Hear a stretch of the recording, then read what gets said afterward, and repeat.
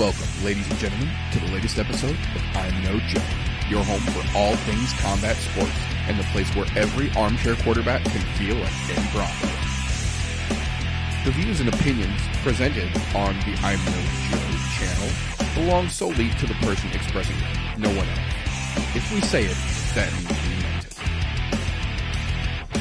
That being said, this show does contain adult themes, adult content, and general shit that you shouldn't be letting your kids intake.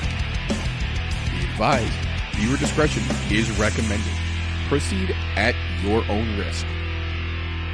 You've been warned.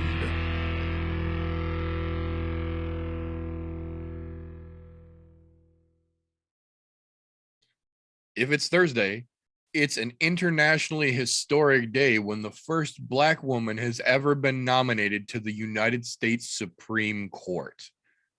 And you're here for the I'm No Joe podcast. Welcome, ladies and gentlemen, boys and girls, children of appropriate ages, to the long-awaited, fresh back from break hiatus, I'm No Joe podcast, the show where every armchair quarterback can feel like Eddie Bravo. First and foremost, our thoughts go out this evening to Golf 2, who cannot be with us this evening due to some personal issues going on in the family. Our thoughts are with him first and foremost. But as aforementioned, we officially have Ketanji Brown Jackson now getting ready to be nominated, or getting ready to be confirmed, rather, as the first Black woman ever on the United States Supreme Court. And that's a damn good thing. Representation is always good. That being said, welcome back, boys and girls. It has been a minute. We had a little bit of time away. I think the break does everybody a little good. It's just a little weird that we had a break so close to after having a bigger break, but that's all behind us now. Things are getting back into motion. The steam is building again. We are getting back after it. We have got fights to talk about this weekend. But before we get into the fights, how the fuck you doing over there, RJ? I'm not doing too bad. Not doing too bad. I need to get my pinky looked at because I completely broke my fucking fingernail. But other than that, I'm good. Also, saying that women out there, I can relate. Breaking a nail fucking hurts. Yeah, that shit sucks for sure. Oh, so, ironically enough, after a 2-week hiatus with no shows and no real events to talk about last weekend, we really don't have as much news as you might think we would coming into this week's, but we do have a fair bit of fight announcements and a small decent chunk of actual news that we want to go over real quick. And then the kid and I will go over this weekend's punchy kicky offering for you fine folks. Jumping right into our news and recent events here, starting right out with news for this coming weekend. Yair Latifi is officially out, and Jared Vanderaa has officially stepped in to take on the dad body constrictor himself. Alexei Oleinik will remain on Saturday's 273 card, now with a new opponent, though. I don't think it's going to make a whole lot of difference, but we'll talk about that a little bit later when we get to that section of the show here. Next week, back in Vegas for the UFC Fight Night again. We got an interesting fight added to it. Devin Clark, traditionally a 205er, moving up to heavyweight to take on William Knight, who is on a surge of ass whooping right now. Probably not the best time for somebody to make a move up in weight to heavyweight, specifically against William Knight. Devin Clark is primarily a wrestler. He does have some decent hands, but I don't know if this is going to be such a smart move for him. It seems like lately, anytime somebody decides they want to move weight classes, the UFC is not doing them any goddamn favors in making the fucking matchups. We got another one we'll talk about here in just a minute that proves that fucking point for me.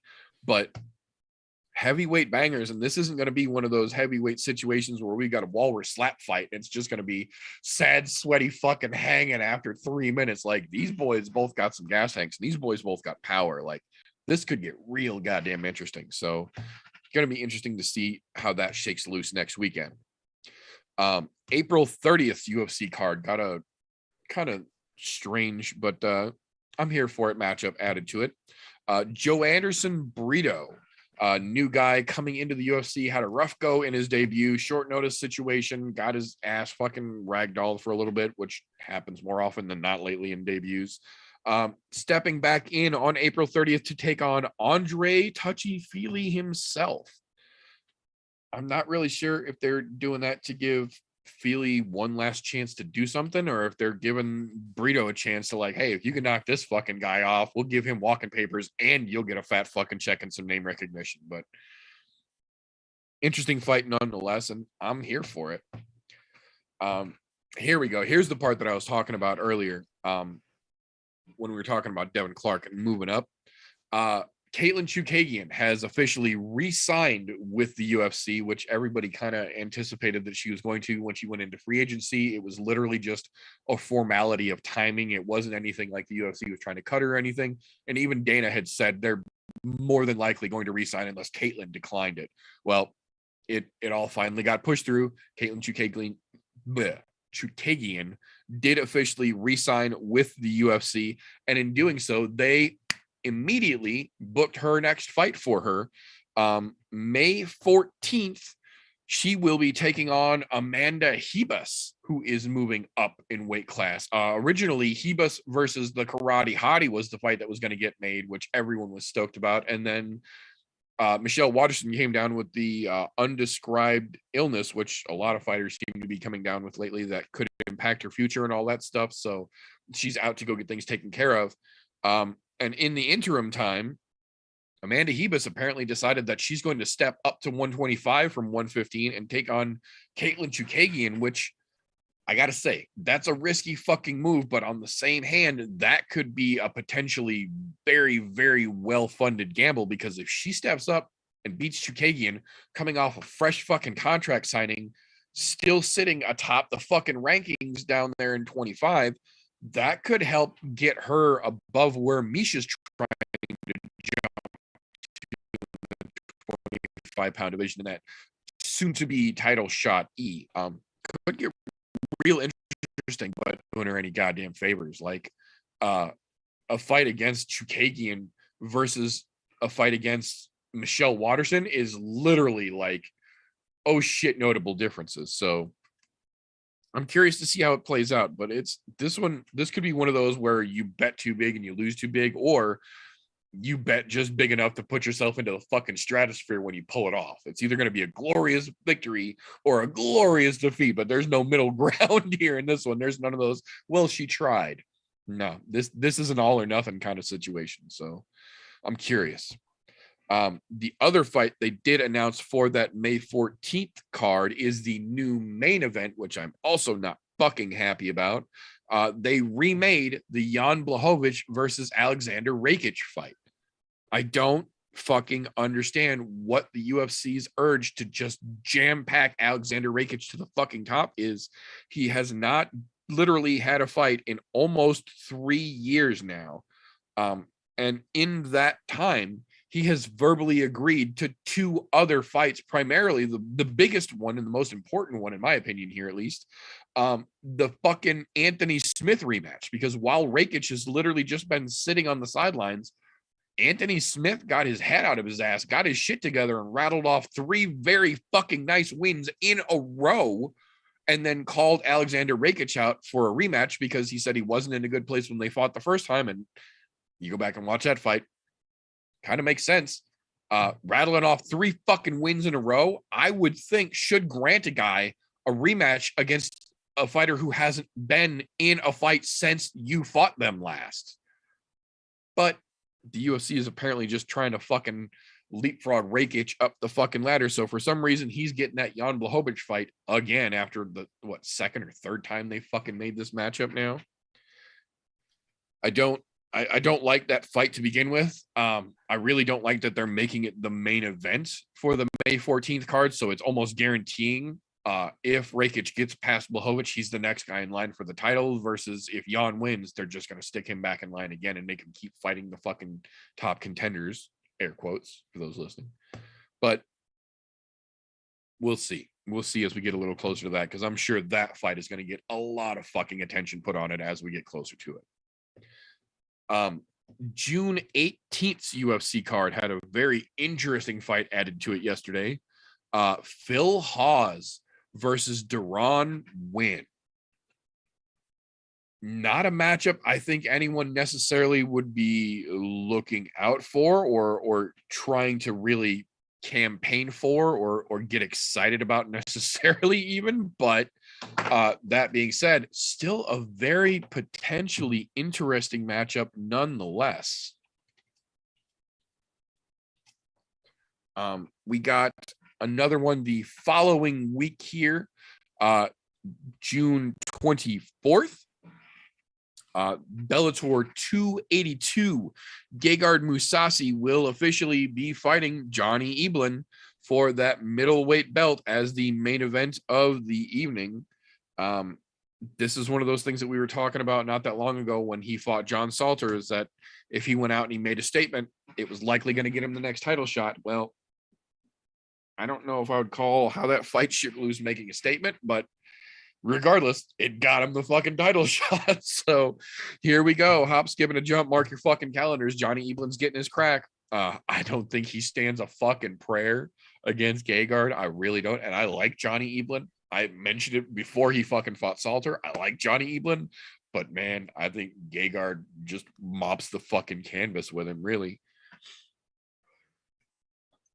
The next day, that Saturday, June 25th, we got I almost want to call this one insulting, really, matchup announced. Vanessa Demopoulos, the stripper that jumped into Joe Rogan's arms after she got a fucking mediocre win in her debut, gets Jin Yu Frey for the June 25th card. I definitely feel like that fight is way outside of Vanessa's league, especially being this new into the UFC. That one definitely feels like the UFC trying to push Jin Yu Frey out the door in one of those, if this new girl beats you, sorry, about to get them walking papers. And on the other hand, I don't know what a win over Demopoulos really does for Jin Yu Frey other than get her back on a potential streak and slow that fucking stripper hype train down a little bit, hopefully. But you know, we'll see. We got, I don't know how to describe this. I wish I had a better vocabulary. I need to get a thesaurus to just keep on my desk here. For when situations like this occur. We got official word that starting this weekend with UFC 273, going forward, how long they'll do it, if they ever even do it again, we'll fucking see. But they say starting this weekend going forward, there will be a crypto.com fan bonus, crypto.com Bitcoin fan bonus. Crypto.com is going to have a fucking subpage that you can go to and vote as the fans, and then whoever the fans vote, American Idol style, I guess, wins a bonus that is given to them in Bitcoin. Like, it's a bad enough idea to leave a bonus situation open to the fans' judgment when 90% of the roster is complaining about fighter pay every fucking weekend. But then to go on and just make it that much more insulting that you can only get it in Bitcoin, and I'm sure there's way more stipulations on it than that, but it's given to you in fucking cryptocurrency. I get that crypto.com is a sponsor, but that's because they were able to come up with a lot of liquid capital. That's not because they're an established company or anything like that by any stretch of the imagination. So this just feels like another one of those stupid fucking maneuvers that the UFC is doing to try and keep trendy. We'll see how it plays out. We got official word this week that Nathaniel Wood is now a featherweight. He is officially leaving 135 behind. Apparently, it was a really big cut for him. Apparently, he walks around in the 160-ish, 165-pound range. So cutting down to 135 is a significant cut for him. And he and his team and his nutritionist, he said, have decided that what would be best for everyone is for him to move on up to featherweight and try and take his career there. Honestly, I don't think he's that big. I think he's going to be a small featherweight because he wasn't that big of a bantamweight. I don't think he cuts as much as he says that he does. And if he is cutting that much, then he's cutting something that's, I don't know. I don't know. His cut's going weird if that's the case. But, you know, hey, we'll see how it shakes out for him once he comes down to featherweight, because there's some fucking big boys at featherweight right now. There's some dangerous fucking dudes at 45 right now. And we'll see. We'll see. We also got word this week, actually got word last week, but they elaborated on the story, I guess would be the way to phrase it, this week, that Melvin Manhoff actually ran down and stopped 3 burglars who were after his home. They had been monitoring them via home security system and neighborhood watch. Neighbors that actually watch each other's homes. Go fucking figure. Crazy concept. They had been watching one specific vehicle with a series of different people parking increasingly closer to the cul-de-sac where Manhoff's house is, until they actually staked out his fucking house at one point. And then when they went to go make their move, Melvin Manhoff and 2 other neighbors fucking showed up on the scene. They tried to run, a chase ensued, a fucking crash happens, and, you know, Melvin Manhoff pins some fucking dudes in his like jogger shorts and a fucking coat in the middle of the fucking Netherlands down to the fucking road at the, like, sitting on the fucking wet road against the bumper of their own car while they waited for police to show up. So it is not only a U.S.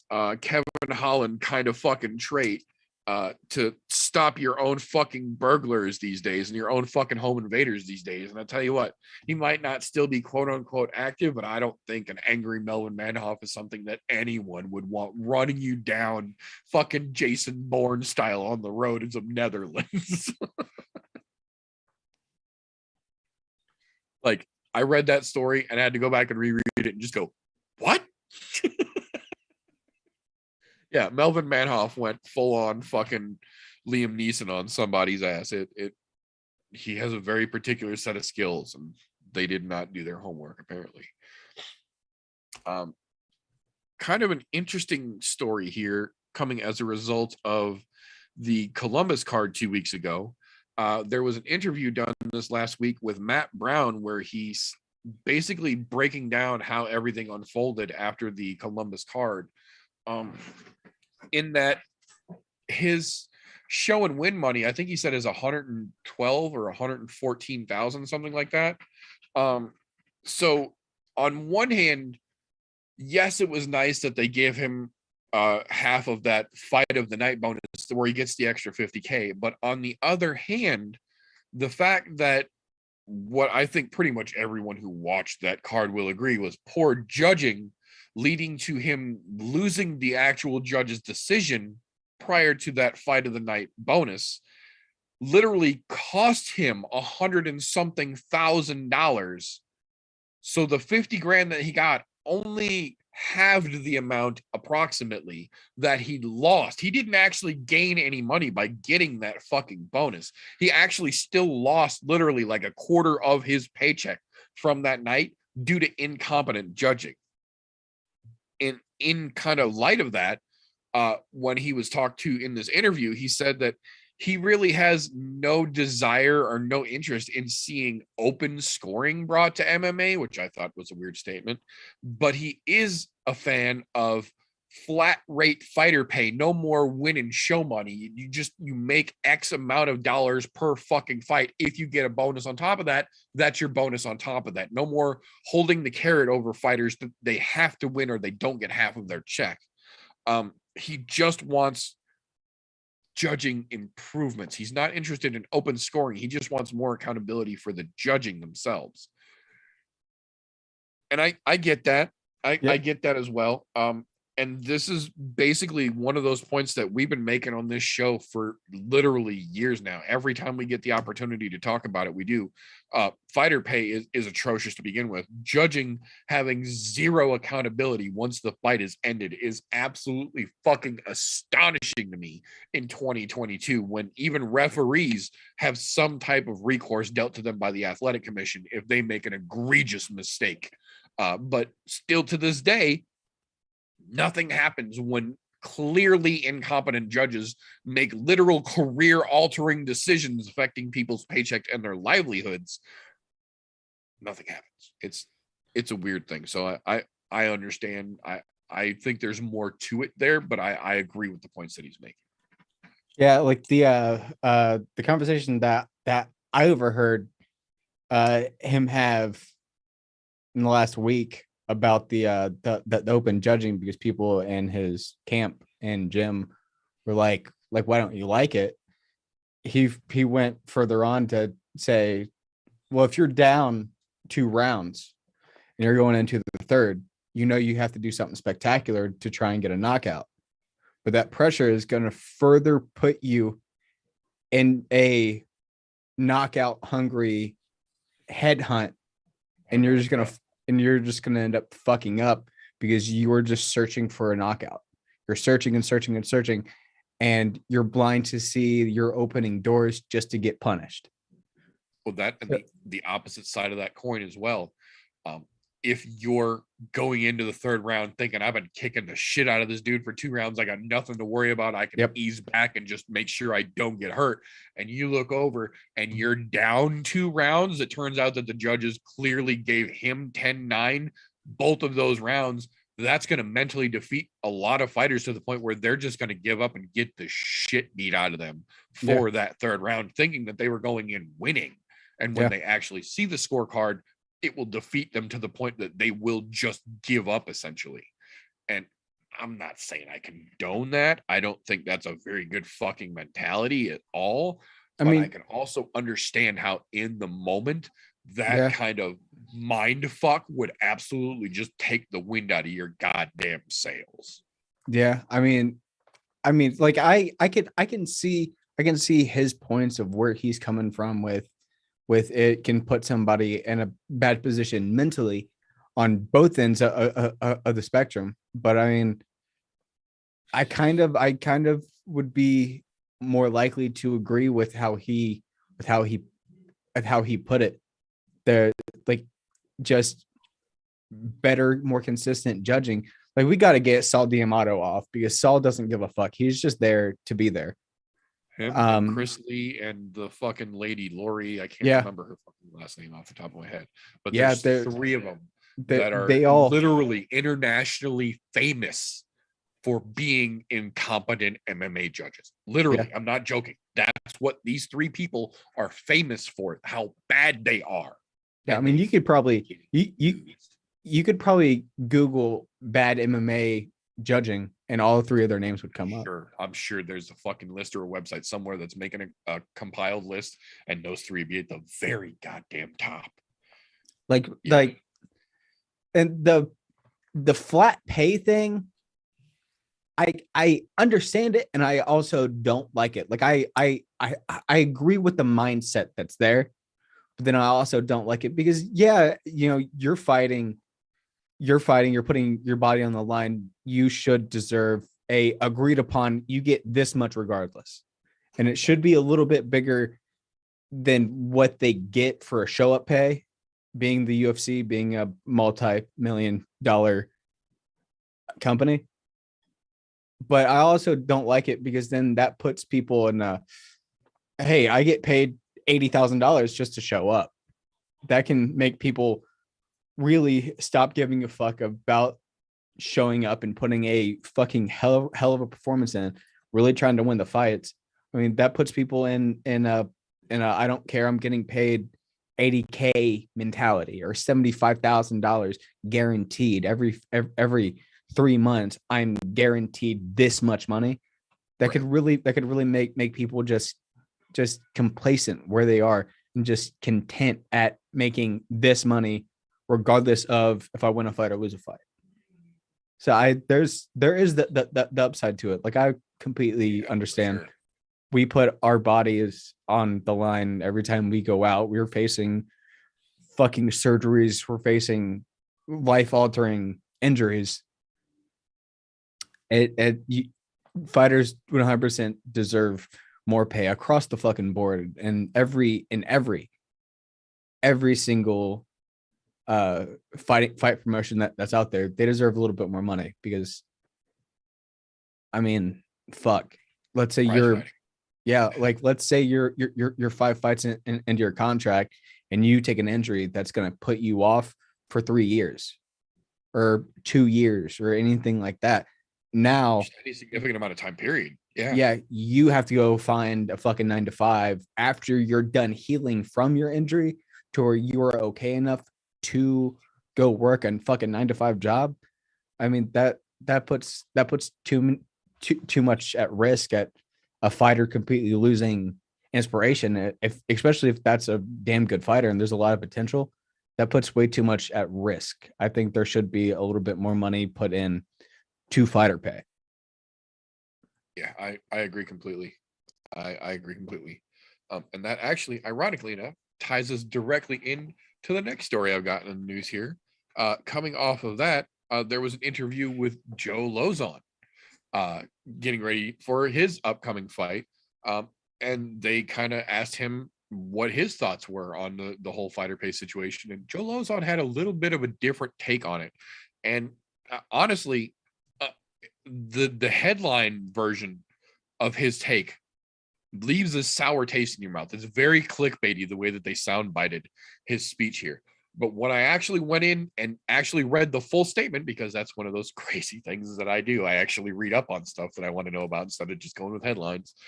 He actually broke it down in a very genuine way that not a lot of people are talking about, in my opinion. Yes, pretty much everyone in the world agrees the UFC needs to be paying its fighters more. Yes, there are several notable names bringing attention to this situation, but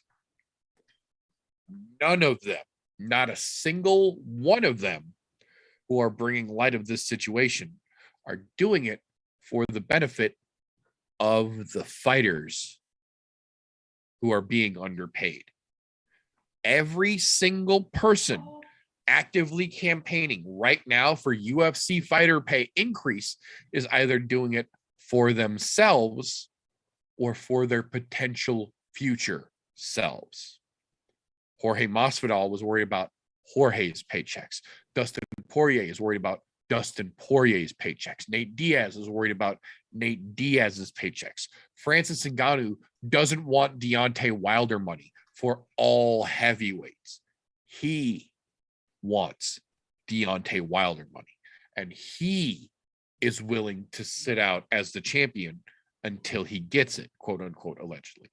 None of these people involved, there's also Voldemort, but out of respect for Galti not being here, I'm not even going to bring that up. But none of these people at all are doing this for the benefit of everyone involved. Every single one of these people, and Lozon agrees, every one of them has the right to say, I have done X, Y, Z. I deserve more money. And no one can dispute most of these claims. But none of them are saying, we have done X, Y, and Z. We deserve more money. And we will sit out until we all get more money. Every single voice you hear is me, I. No one in the conversation is saying we, unless it's we are all being underpaid. This is why Joe Lozon thinks there will never be a UFC fighters union, and this pay issue will persist until they solve that problem. I'm very strongly inclined to agree with that. I don't think there's any disputing the fact that the UFC is almost robbing their fighters at this point. And I think the report said they paid 12% or 13% of annual income based on, or compared to like Bellator paying 46 and PFL paying like 53 or something, like other organizations genuinely sharing the profits of the company made off the backs of the people who encourage that profit, getting some of it back. And UFC is literally not even paying like a quarter of it. No one's disputing that there should be higher paid fighters in the UFC. But unless the fighters as a whole can put their bullshit aside and come together as a whole, none of those individual voices are going to do any good for the fighters as a whole. And if they still play against each other like this to get my money bigger, to get my paychecks bigger, to get me more pay-per-view points, that actively works against the army of other fighters saying, we don't make enough money. The people who get the spotlights don't point the spotlight at everyone else.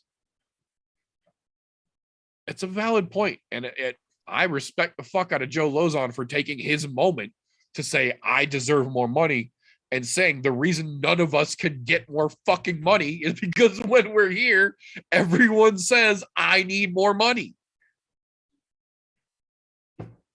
Good on Joe. Good on Joe Lozon.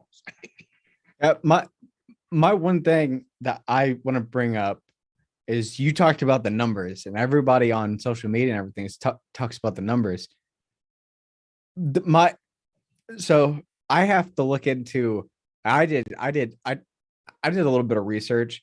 They pay out like give or take 12 to 19%.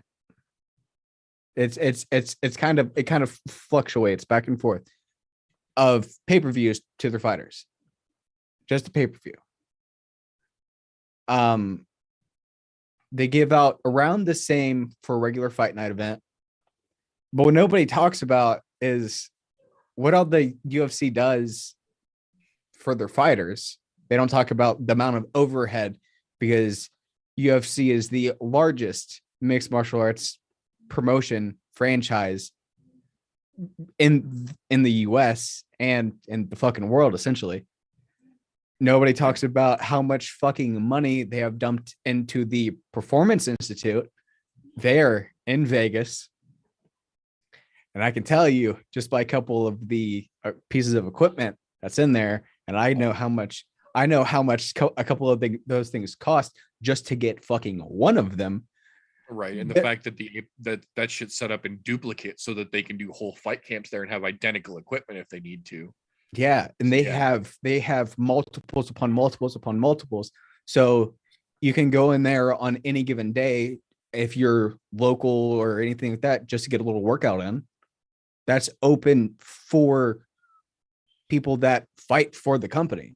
That's something that they do that no other company really does. They don't have an open fucking gym for them to go train, them to work out.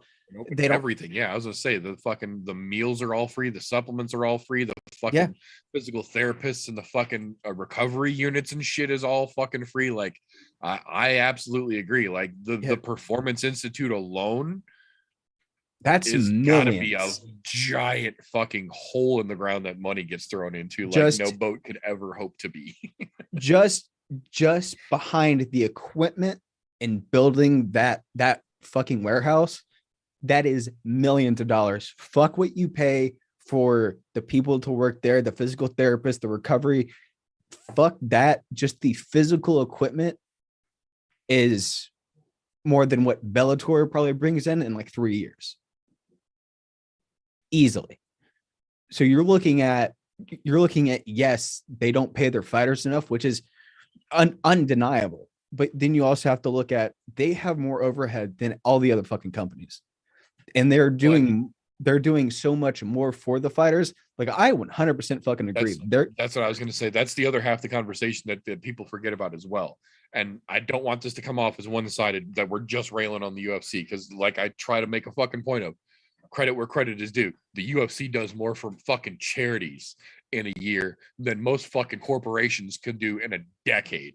The attention that they bring to fucking people, the benefits that fighters personally get, like the PI and the attention and the fucking sponsors and shit that they get, absolutely is a genuine reason why the fighter pay is so low. It's one of those benefits that aren't really talked about as much. At the same time, though, we also know, thanks to some pretty good investigative reporting, that Ari Emanuel and I forget his name now, the other head of WME Endeavor got I think they said that Ari got a $375 million bonus check last year, and the other gentleman whose name escapes me got a $285 million bonus check last year for being in the position that they are, and the UFC making as much money as it did. So it's one of those weird catch-22s where there's good examples on both sides of how things are the way they are, but there's also very clear examples like Ari's fucking check that shouldn't have been that big. There was no fucking reason for that. You could have taken a couple zeros off of those two checks and doubled every UFC fighter salary. Yeah, literally. Yeah, it's very clear and apparent that across the board they need to raise fighter pay 100% without a shadow of the fucking doubt. They need to raise fighter pay, but everybody brings up numbers. They give this percentage and they get this much money in. This is their rough annual income, but nobody looks at what they're doing for the fighters, the amount of people that they have to pay every single fucking week on for their payroll, just so they can exist as a company and put fights together and all that sort of shit. Nobody looks at that, because that they are undeniably the biggest fucking fighting promotion in the world. Nobody else is fucking close. But they also dump so much money in for their fighters to have shit that is completely free to fucking use that no company also fucking does. Everybody just looks at the numbers. Nobody looks at, okay, but what does this company do? This company doesn't do. Yeah. Like it's just weird. People need to get the fuck out off of Twitter and off of Instagram, posting fucking percentages and look at, okay, that percentage is low, but they also built probably a $5 million facility that's completely free for every person that works for the fucking company to use whenever the fuck they want. No, as I said, it's one of those stories that I agree with Joe Lozon. Like, there is absolutely room. The bonus checks alone for the fucking investors is a prime fucking example. There are more than enough examples of where the fat could be fucking trimmed and the fighters could be better taken care of. But at the same time, there are a lot more benefits to those fighters than most of them are willing to acknowledge when they start screaming about how much money they're making as well. That being said, that is about the end of the good news that we've got for the rest of the news segment here. The rest of these, I'm warning you folks now, are a little bit downers. The one that's a downer that turned into an upside. Can we talk about the Bonner situation? That's the last one. I'm saving that for the end. Yes, because that's a downer that kind of turned into a fucking upper. That's why I'm saving that one for the end. Okay. No, the first one I want to talk about real quick. It's not so much of a downer as much of a head scratcher, I guess. Betch Kohea did an interview this week talking about how she is officially retired from MMA and from the UFC and blah, blah, blah. But being a lifelong professional athlete and, decade and a half, almost 2 decade long professional fighter, I say with air quotes, the fire, as it were, is still inside her to compete.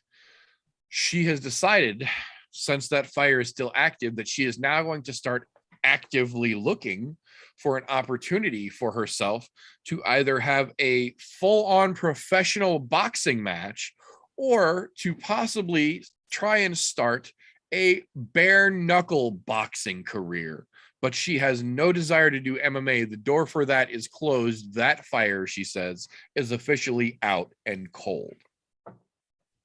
Now, the thing I think that makes this the most ironic to me is that this woman is most famous for being outstruck by one of the most famous horrible strikers in UFC history.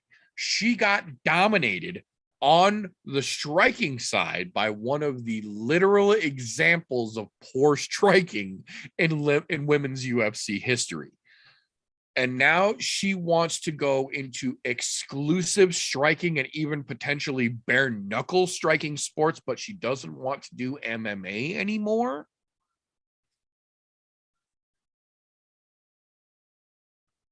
I mean, submission underground.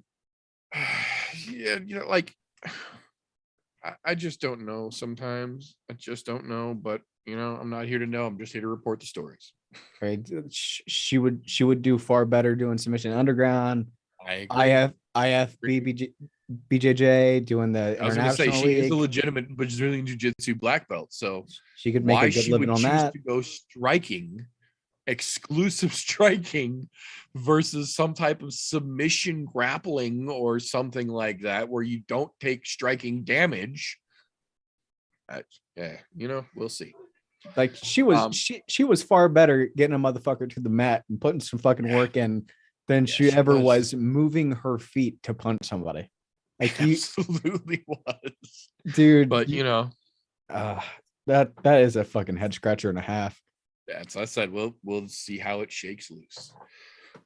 The next one I've got here, kind of an interesting story. Fabricio Verdum officially had to withdraw from his first announcement in the PFL season, saying that he is injured in a significant manner, but would not give details on the injury, just saying that the injury is significant enough that he is not pulling out of his first round fight of PFL.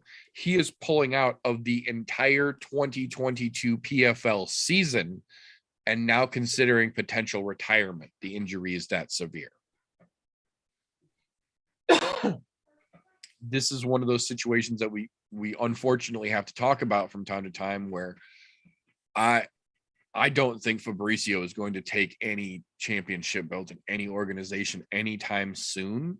But we, for the most part, as fans, don't ever want to see a situation where someone has to retire because they physically cannot keep doing this anymore. We always kind of prefer when someone has an opportunity to walk away with their head held high and their hat still in the air to take that. And unfortunately, Fabricio has passed that opportunity up 3 or 4 times in a row now, insisting that he can still do it. He can still do it. And I think, unfortunately, it's come to the point now with whatever this injury may be, that he may finally be realizing that the time for the best Fabricio is past, and he might actually genuinely have to hang it up. And again, this is a bittersweet thing.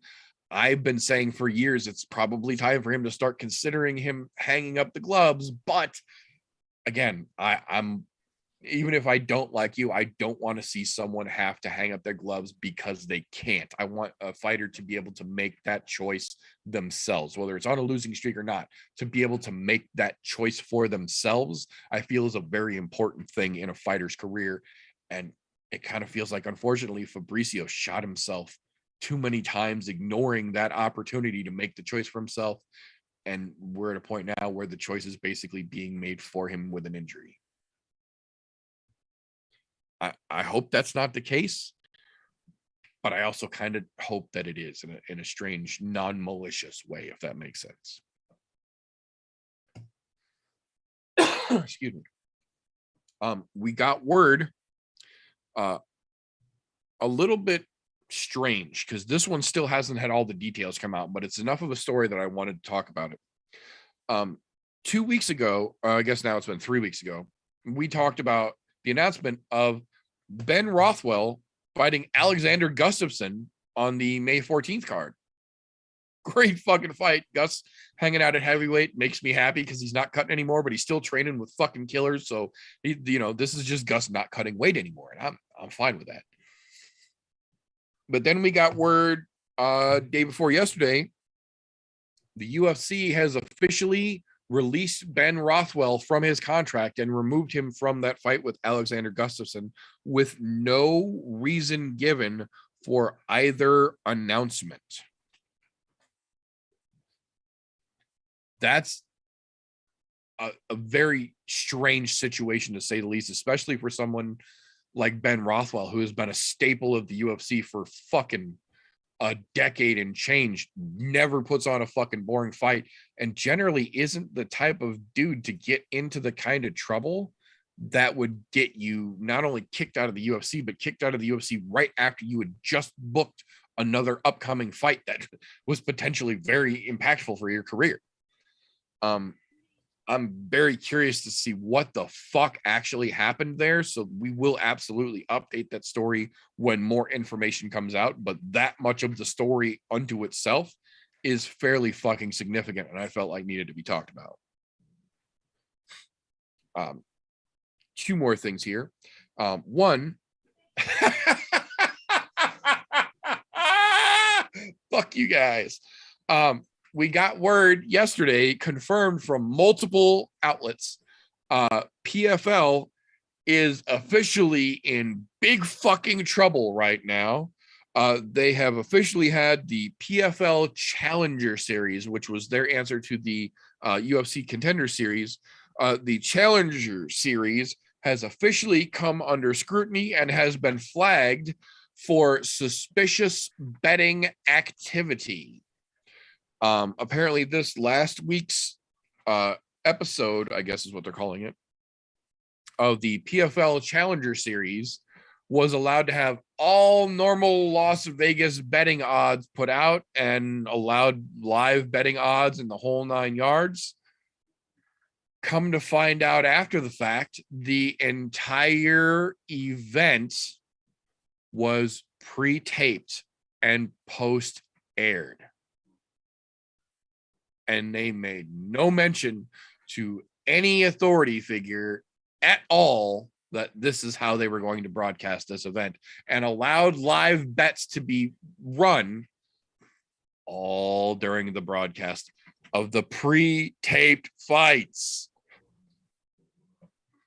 This is not the first time they have come under scrutiny, but this is the biggest time they have come under scrutiny for something. This could be very problematic for them going forward. So we will absolutely update this story when we get more information on it. But oh shit, does it look like somebody got caught with their dick in the honey jar? Wait, so you're telling me that they had prior knowledge of who was going to win and could have possibly told people, hey, if you bet this person, this person, this person, this person, you're going to make a lot of money? Man, doesn't that sound like the U.S. Congress every time they pass a bill? Allegedly, similar tactics. Damn, that's weird. But they get in trouble, but the Congress doesn't. That's wild.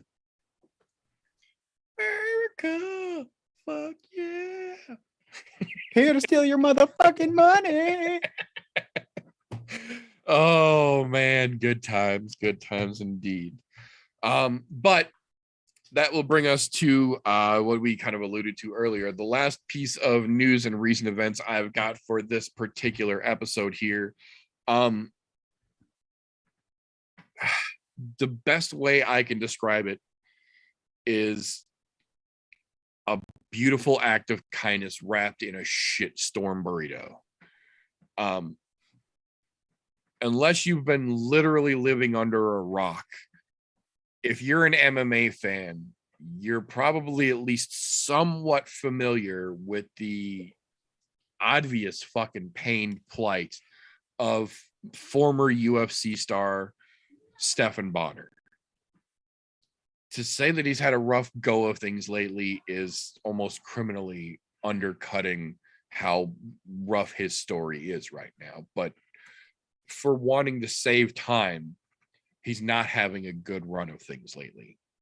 Well, that took a step up last week, 2 weeks ago now, when his home caught on fire and was essentially completely destroyed. The structure is still intact for the most part, but the entire house was burned. All of their possessions were pretty much lost.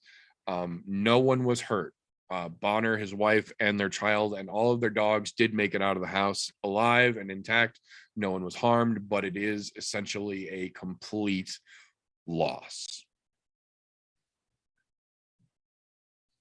as someone who has had a house fire before and knows firsthand how indescribably belittling it is to know that, yes, you're okay, but you do not own a single thing anymore. That pressure, that feeling is indescribable, and I would not wish on my worst enemy. Stephan Bonner is a proud man, for better or worse, and refused to ask for help, was just going to figure it out. Well, apparently Stephan Bonner's wife had mentioned this to some of her friends, and one of her friends had started a GoFundMe, put it around in a couple of Facebook groups. Not one of those situations where a celebrity's in trouble and everyone starts talking about it. Just a friend of a friend knew that they were struggling, that they were going through this, started a GoFundMe quietly on some Facebook groups. Well, lo and behold, this GoFundMe made its way around enough that it got word to Tyron Woodley. Tyron Woodley and Stephan Bonner are acquaintances. Stephan said that they had met several times in the past, but nothing more than a cordial hi, how are you, how you doing, good to see you, and then they both go on their way because they both work for the same company. But Tyron Woodley heard the story, saw the GoFundMe, and without asking for any fucking recognition, without making a social media post about it, without trying to take any fucking credit for it, dropped $5,000 in Stephan Bonner's GoFundMe. Said, I wish you the best.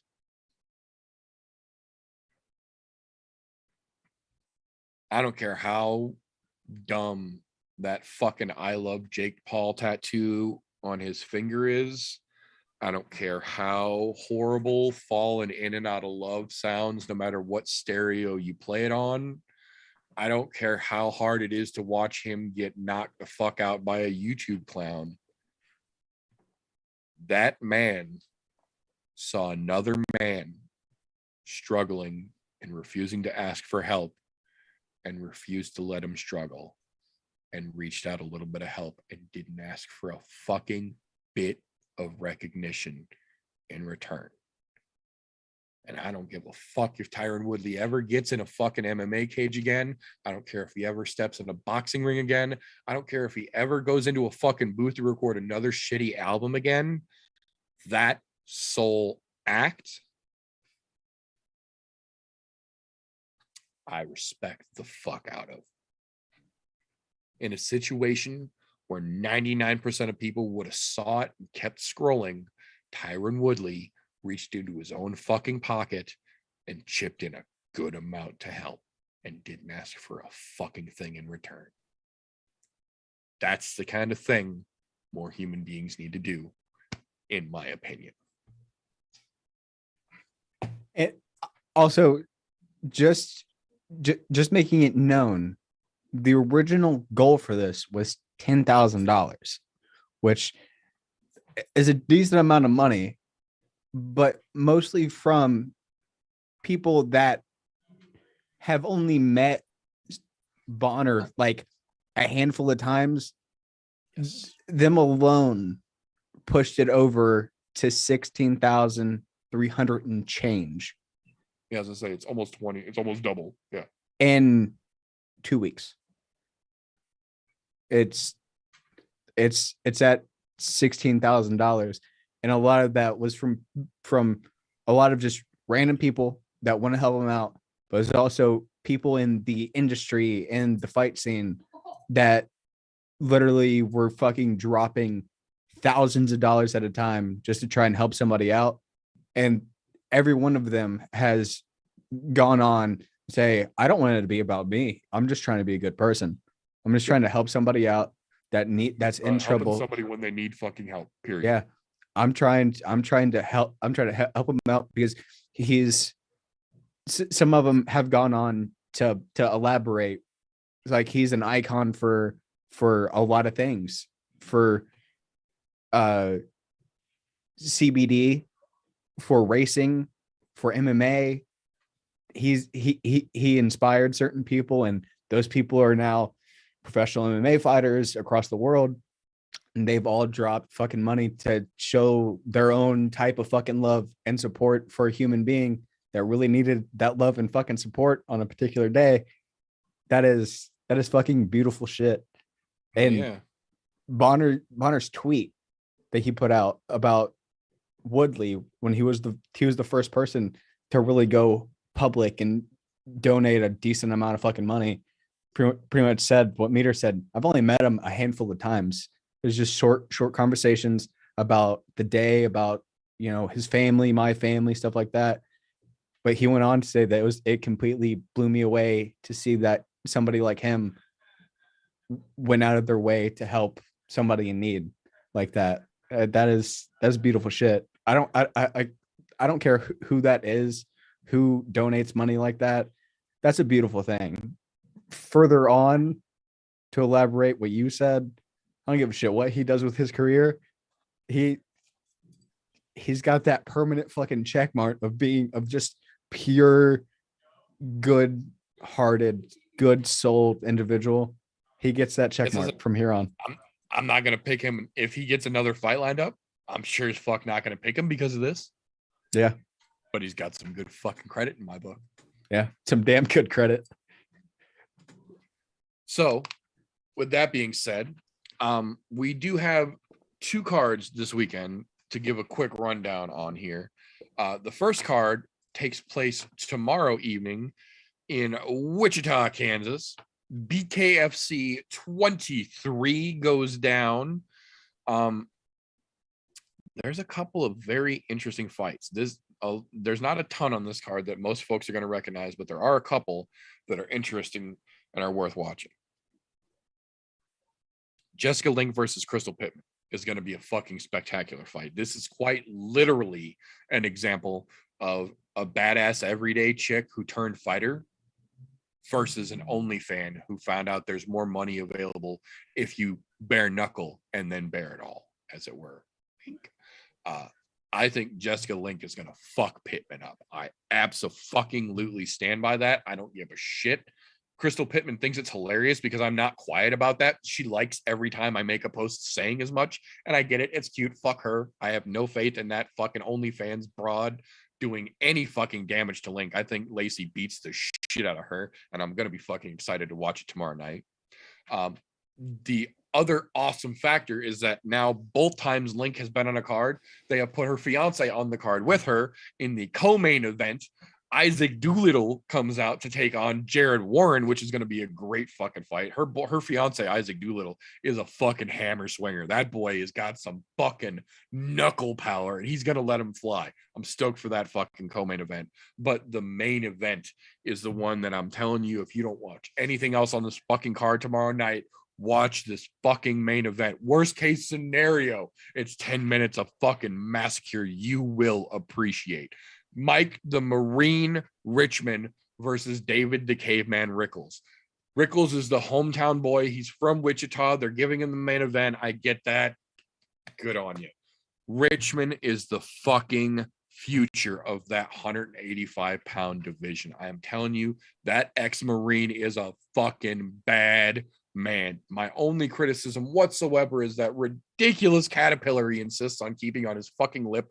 That being said, I am 100 fucking percent pro Team Richmond here. The Marine is a bad motherfucker, and I'm predicting Rickels is going to spill some fucking blood in his hometown arena tomorrow night. I'm calling it. Richmond's going to fuck that dude up. That being said, though, the Marquis de Resistance, the name on the sign, the reason for the season, as it were, this episode's focal point, our highlight, Saturday nights, UFC 273, live from ViStar Arena in Jacksonville, Florida. Volkanovski versus TKZ. I've got to say, a little bit of a weird setup for us to have a week off leading into a pay-per-view like this. But I think it's going to work. I got to be real with you here. this might be one of the stronger pay-per-views the UFC has put together in a while. It's not top to bottom bangers. I'm not saying that. What I'm saying is for a pay-per-view, they did pretty fucking well. Julio Arce opening the fight or opening the whole card on the early prelims. Fun times. Kay Hansen looking to get back on track against a debuting Piera Rodriguez. Very interesting times. Fluffy Hernandez staying on the card after two different opponents dropped out to take on Josh Fremd in his debut. Gonna be fucking interesting. And then we've got the dad body constrictor. We talked about it earlier. This is where it comes full circle. The quote unquote premier early prelim fight on this card Saturday night has now become Alexei the boa constrictor Oleinik versus Jared Vanderaa. This is another one of those situations where hats the fuck off to you for taking a short notice fight, Jared. I appreciate that. You kept the dad body constrictor on there for us. And, you know, hey, there's always a puncher's chance. Always a puncher's chance. That being said, Jared Vanderaa is very green in the UFC. Very green in the UFC. And the dad body constrictor has, I think, 3 times in a row or 4 times in a row now, had that card in his back pocket. His next win is his 60th professional win. 60. 60 professional fucking wins. That's a genuine accomplishment from any pro fighter, let alone a mixed martial artist, where you generally don't get 60 fights in your entire fucking career, let alone in your pro career, which is more often than not shorter than the amateur career. Alexei Oleinik is looking for his 60th professional win. And unfortunately for Jared, I think this might be the weekend where he gets it. I'm not saying Vanderaa is a complete soup can, but he's awfully cylindrical and he's got a red and white label around his belly.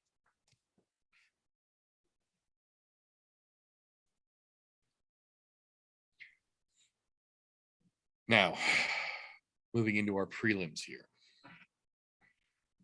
This is where things really get, I don't want to say it's where they get interesting. It's where you're really going to want to start paying attention. If you're not going to watch the whole card on Saturday, and I get it, early prelims, main card, they make a big production of it when it's a pay-per-view, so it's going to be a long event. If you don't want to watch the whole thing, I get it, and I don't blame you. But if you're watching this for the fights,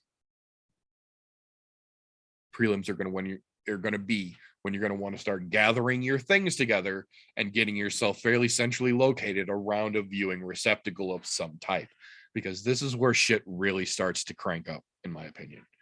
They open the prelims with the return of Mickey Gall taking on another debuting fighter. I know that TJ is mad that he's not here to talk shit about Mickey Gall, so I'm going to do it for him. Mickey Gall is not a good fighter. He's not a great fighter. He's barely a mediocre fighter. But for some reason, they just keep giving him those matchups that give him the opportunity to shine. This is another one of those. He's fighting a dude making his debut that on paper, he should be able to replay the CM Punk matchup. But in reality, the way that Mickey Gall plays out on the canvas, there's a realistic, real good chance that Mike Mallow could make his debut catching a W against Mickey fucking Gall. It's a crapshoot. It's a coin toss, but there's a real possibility Mickey Gall could have been on the sidelines all this time to come back and lose his debut. Now, I will say, credit where credit is due, Mickey Gall has recently uprooted himself and gone down to Florida and has enrolled himself in one Sanford MMA under the tutelage of Henry fucking Hooft. Hoping and praying that does something for him. I'm torn on this decision. On one hand, I personally feel this is one of the best moves Mickey Gall could have fucking made for his future. I genuinely 100% believe this could be the best move that he has ever made for his future. On the other hand, is this a situation where it's too little, too late? Mickey Gall, as of right now, is the underdog in this fight. The new guy making his debut is the minus 180 favorite to Mickey Gall, the UFC veteran, at plus 155. The potential is there, but the potential is also there for him to fuck it up, just like he has so many goddamn times. I'm really hoping because Mike Malott is coming in on a hype train of all fucking hype trains. But what was it? Hold up. Was it? He's got a massive hype train, but he hasn't fought. Like really fought in about 5 fucking years. I was gonna say it's like 4.5 year layoff. Yeah. Yeah. But he got a win on the Contender Series. But he hasn't put skin in the game In a hot minute. In quite a bit of time. Like that, there is the opportunity, like you said, that Mickey fucks this up, like Mickey's fucked it up time and time before. But dude, you're on the big fucking stage. And you haven't had you've had 3 fights in the last year, but before that, it was almost a 4-year fucking gap. But you got a hype train of all fucking hype trains. That's what I'm saying. Like something don't fucking add up there. This could be real interesting or real funny. Yeah, something just don't fucking add up. And the fact that this card, or this fight rather, is on the prelims, but they left the dad body constrictor on the earlies. Yeah. Like, it's interesting. That's what I'm saying. I'm not saying it's going to be the best fight. I'm saying this is the point where things get really interesting for me. Because once that one's done, now we have Aspen Ladd versus Raquel Pennington, who is on a fucking resurgence.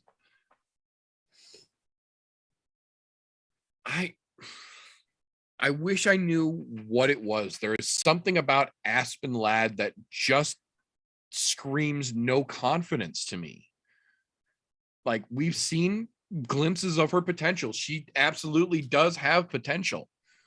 But there's just something about her that seems like she's almost going into every fight prepared and expecting to lose.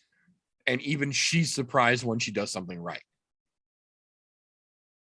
You can't make a fucking career like that. You might be able to float your way through the amateur circuit like that. You will never be a champion with that kind of mindset.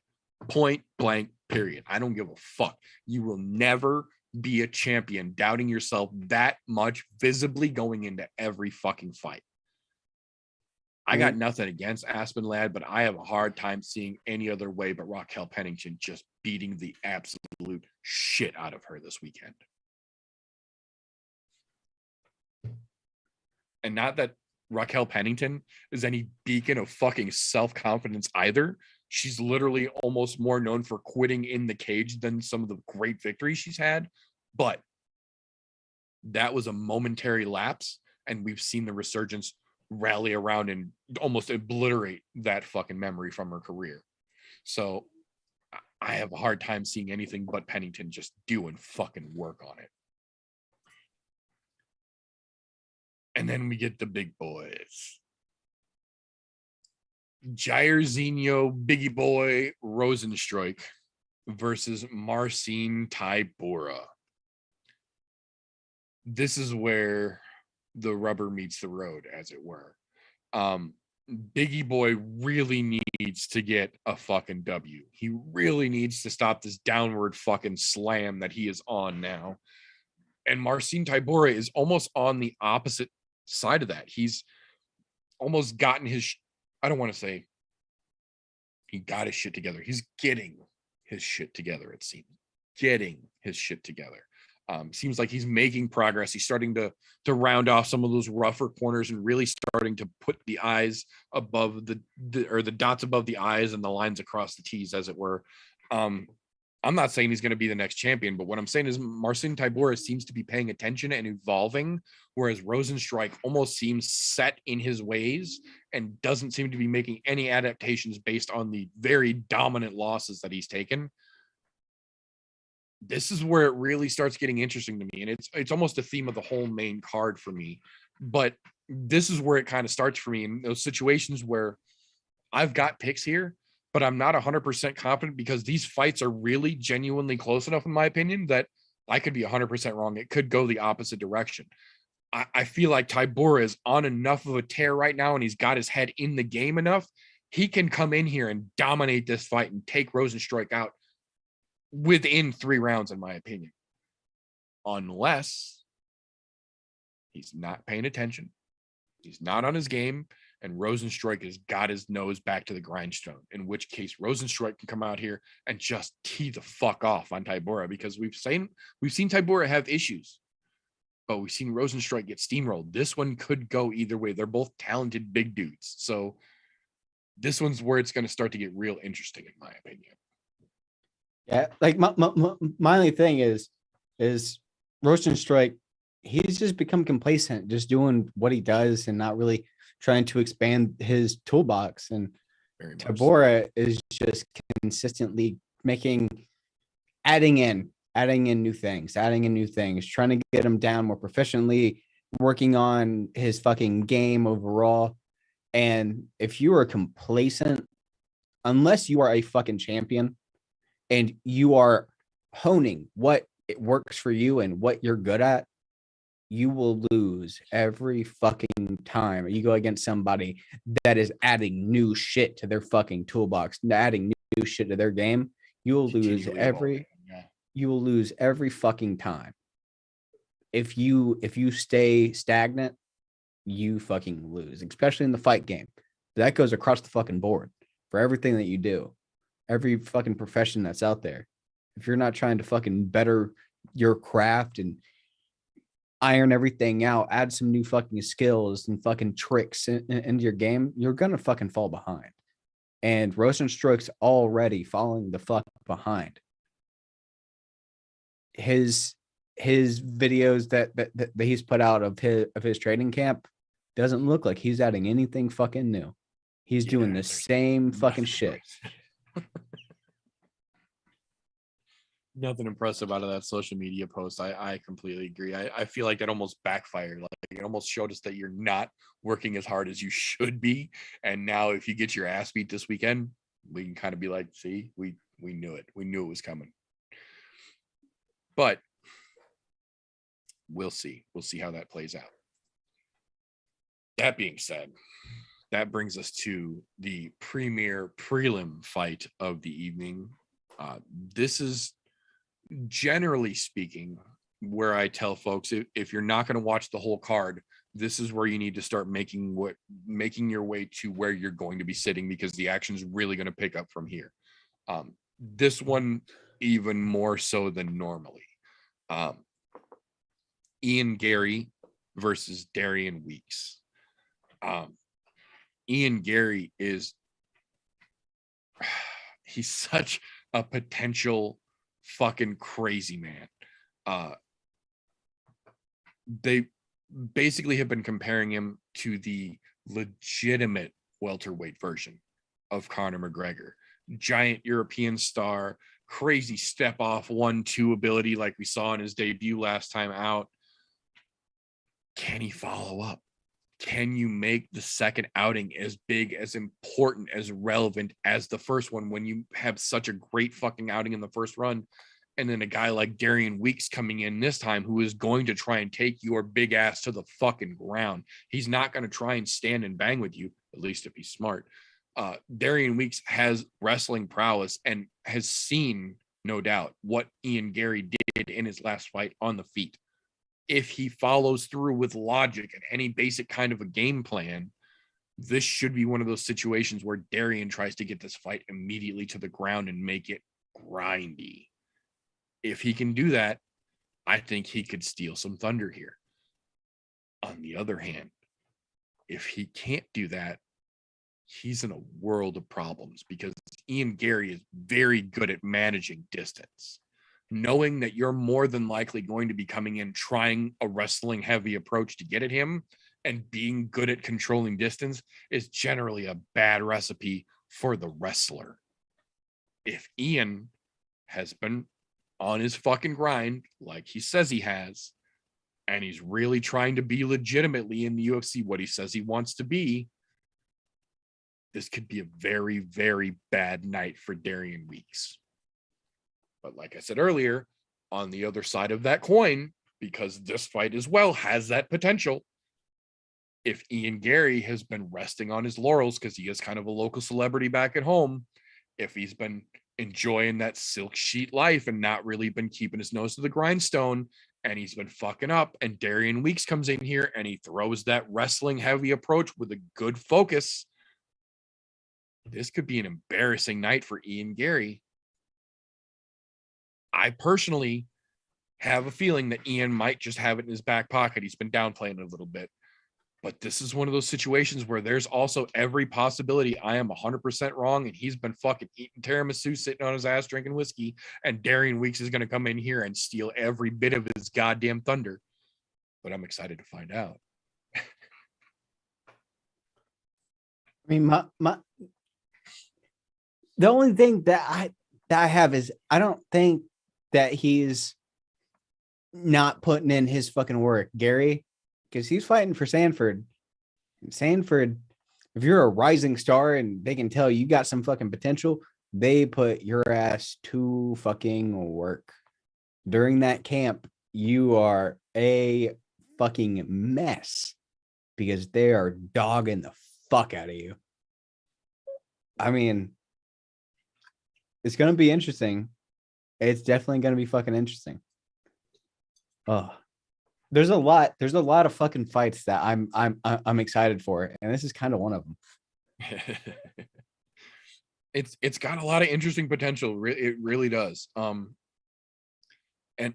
ironically enough, this is one of the few fights that could ultimately be decided completely by one side. Yeah. If Ian Gary, excuse me, if Ian Gary has been slacking off or just not sticking with it despite being at Sanford, you can have all the tools in the world, but if you don't use them, they don't do you any good. Yeah, if you don't use them, in which case Weeks is going to come in and he's going to take all that fucking hype that Ian Gary has worked so hard to get and just ride off into the sunset with it. Yeah, if you don't use your tools and if you don't listen to a legend in your corner like Henry Hoof. But there's a fucking legitimate encyclopedia of MMA knowledge standing in his fucking corner. Like if he keeps his nose to the grindstone and does what his coach fucking tells him to, we've seen that man lead people who shouldn't have won to clear victories. Like I just want to have a conversation with Henry Hoof because he can watch a fight in real time and tell you what the opponent is going to do before he even does it. Like, oh, he took one step this way, he's going to do this. Circle out to the left, take 2 steps back, and then rush in. Give me like a 3 and a 3-2-3 real quick. Just boom. No, I would love to fucking pick Henry Hoof's brain. Oh my God. He can see shit before shit remotely happens. I just want to sit down and just watch fights to see what he would have done differently, being the fucking coach, being in the corner. Because just listen to him go off. Fuck. Yeah, no, it's going to be real interesting. And if Ian has been doing his homework and paying attention to his coach, this could be a springboard platform. If he comes out and just does work quick like he did his last time out, it's going to be impossible to deny him going forward. Excuse me. Now, the only fight on the entire card that I will tell you, if you got to piss, if you need to refill your popcorn, if you got to do a dab, the old lady needs an ass smacking real quick, whatever the case may be, this is when you can do that. This is when I will say that. The only fight on the card that I feel is almost insultingly misplaced. Not that the fight doesn't belong on the card, but where it's placed is the opening fight on the main card. Vince Patchell versus Mark Matson. This is one of those situations that we talked about them time and time again, but this is exactly one of those situations where you have two gentlemen who are 100% wrestler and horrible strikers. So we're almost guaranteed neither one of them are going to wrestle. This is going to be two horrible strikers with impeccable wrestling credentials who refuse to wrestle because they want to show that they can strike. This is the point where I will tell you, refill your drinks, top off the popcorn, bend the old lady over real quick in the laundry room while the kids are playing in the backyard. Whatever you got to do for 7.5 minutes, this is your time to get that done.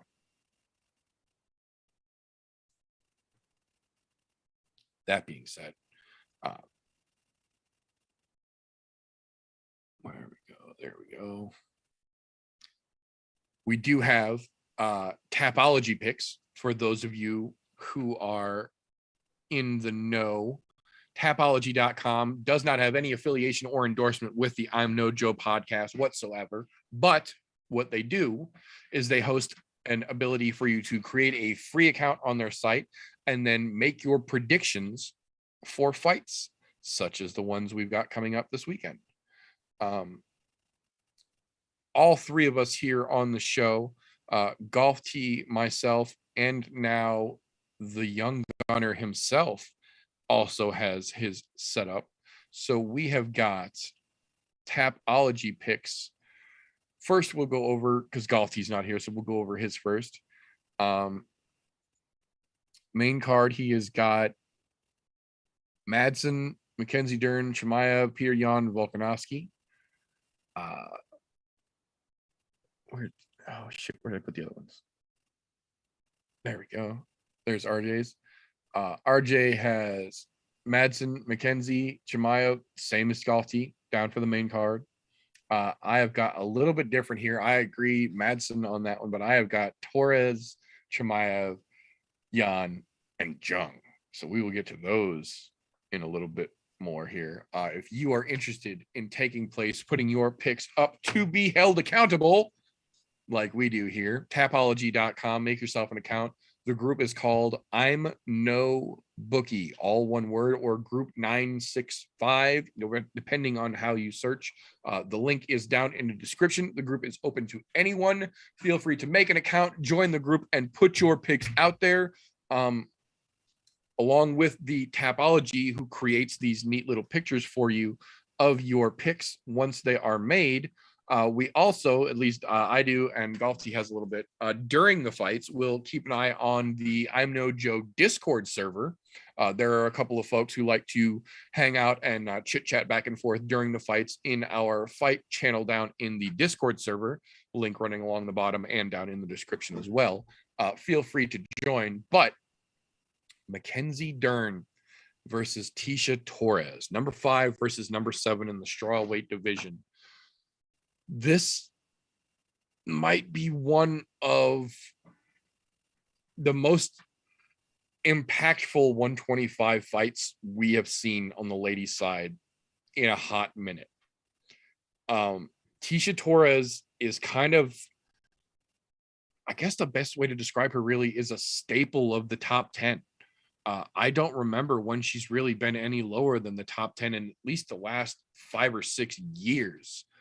She's never really had her hand close enough to be within grasp of the gold, in my opinion, but she's never really been far enough out to be considered a long shot or out of the question here. At this point now, on her way back through a fairly decent resurgence, number 7, even Mackenzie Dern said in the press conference today, if Tecia Torres can shut down Mackenzie Dern, she probably gets the next title shot, realistically. And it would be hard to deny her at that point, based on resume and longevity of fucking ass whipping.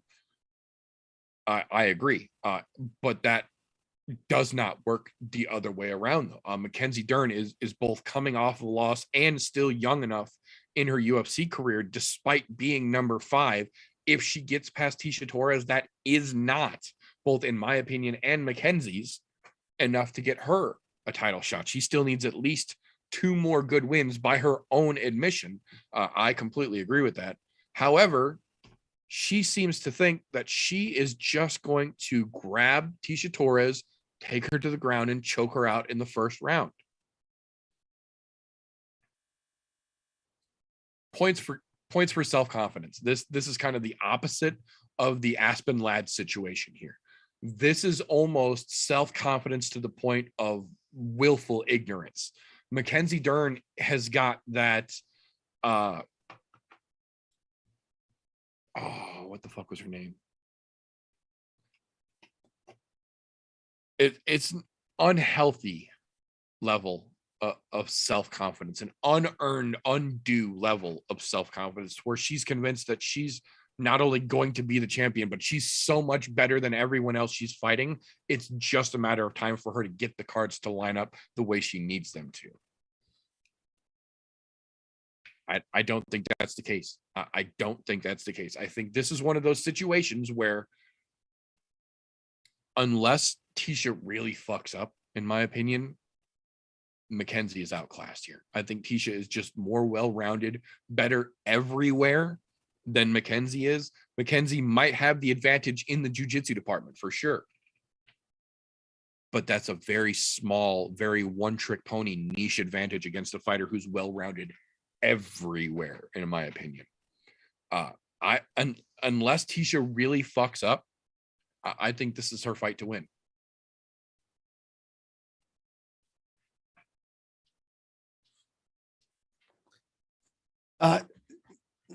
My pick was fucking Dern, purely because Tecia Torres absolutely is the fucking staple of the upper class and the fucking division, 100% without a shadow of the doubt. My only thing is her run back that she's just gotten. Fucking, was it three fights consecutive? Were all of relative garbage. Hill, fucking trash. Hasn't won shit in the UFC. Was it Sam Hughes? That was her debut fight. Lost 2 fights since then. Yep. The other fighter, what was her name? The started with an F.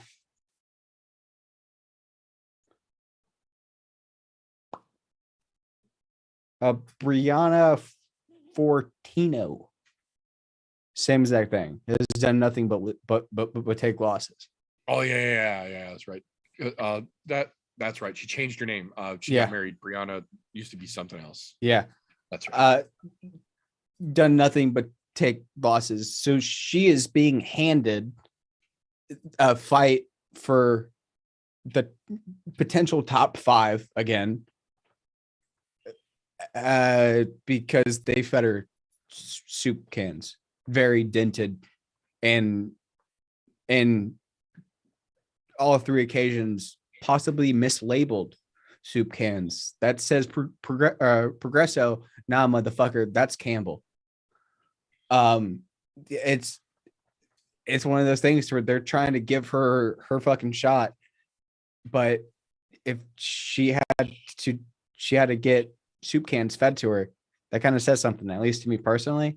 That kind of says something on where you are in fighting. That's the only reason why I had to go. Why I had to go against it and pick Mackenzie Dern. That's the only reason. I get it. That's what I said. This is kind of the theme of the whole main card. Like, every one of these fights, I'll tell you exactly why I think it's going to play out, but I also see the opposite side being almost equally plausible in almost every one of these fights. This being one of those as well. If Tecia fucks up, Mackenzie's going to wrap her up. That's not even a question. Like, I have 100% confidence.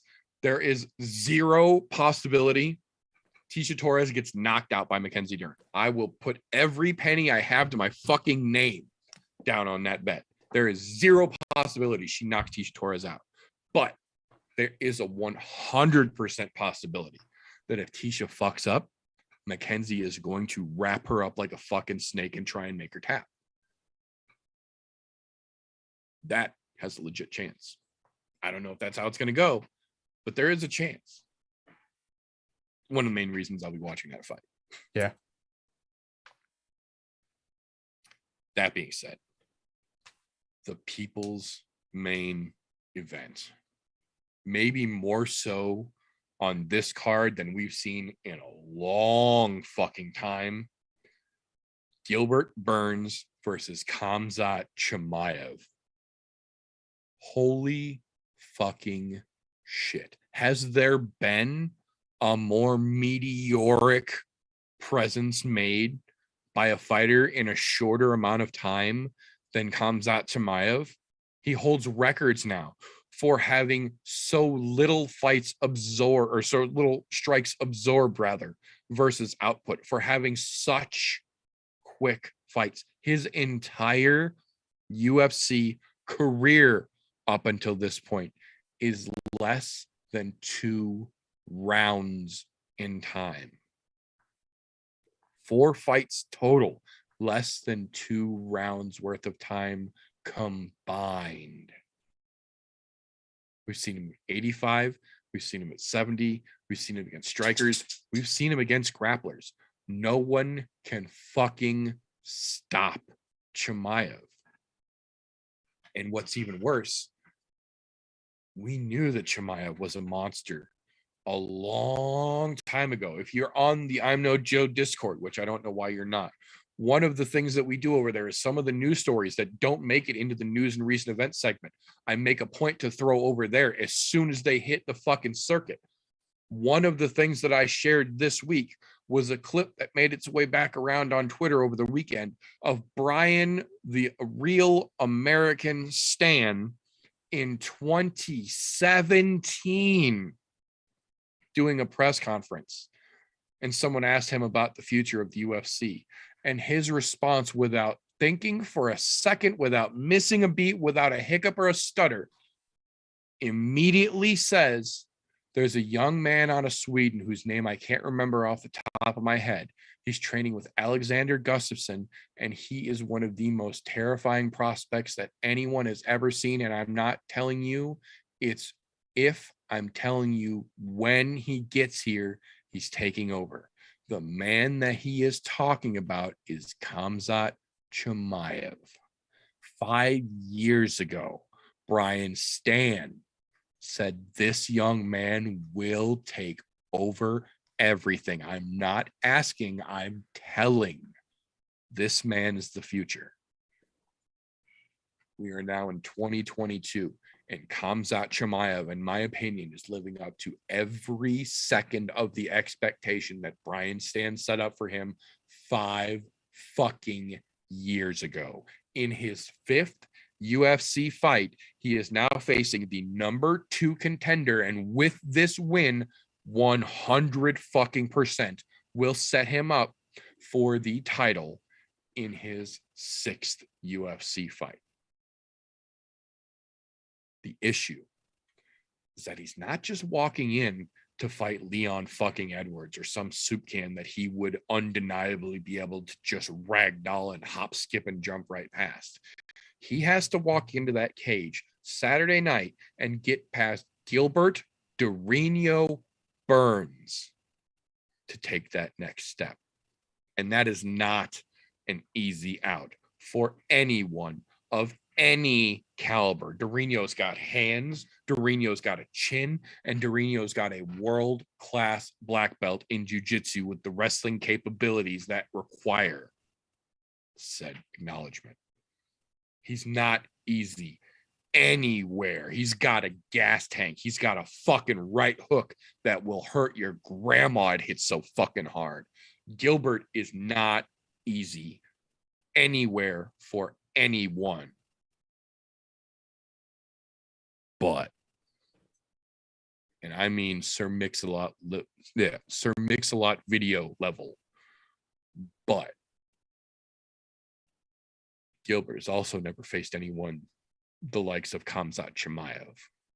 because there never was the likes of a Comsat Chemiev before he got here. He is unlike anything we have ever seen, in my opinion.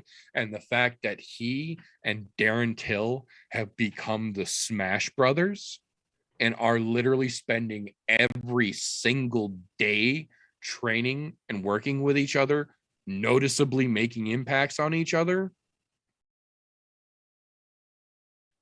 I like Gilbert Burns. I really fucking do. He's a badass. I've been a fan for a long fucking time. But man, there is every possibility that Comsat is going to come out here and just be too fucking much for him and just keep this crazy fucking experiment that is the Chemiev train rolling. Now, Gilbert is big enough and bad enough and has a good enough fight IQ that there's also every possibility Gilbert could see something Comsat throws, step off, counter right, and put him flat on his fucking ass, and everything we know goes out the goddamn window. But that's why I love this fucking fight, because there is equal possibility on both sides that craziness fucking ensues with an almost, never zero, but almost zero possible chance of this being boring. If this goes to the ground, it's a world-class black belt versus a world-class grappler and a world-acknowledged wrestler. If it stays on the feet, it's a fucking striker versus a fucking striker. This is going to be interesting anywhere it goes. And as much as I like to say I'm confident that Chemiev takes it, I think he will. But there's every possibility that Gilbert completely ruins on his fucking parade and pisses in his Cheerios Saturday night. Yeah, I am extremely confident that Chemiev is gonna pull some fucking weird shit out of his back pocket. Because he does every fucking time. He sure the fuck does. He pulls some weird fucking shit that nobody's seen in a long fucking timeout. My only thing is on the Chemiev train, why is everybody talking about him fighting Darren Till? They're in two separate weight classes. Yeah, I was gonna say that's not even a thing, and I don't think that they would even entertain the possibility. I think that Comsat would go back to 170 if Dana even offered it to him. Like, I mean, it's just a thing that I wanted to throw in there.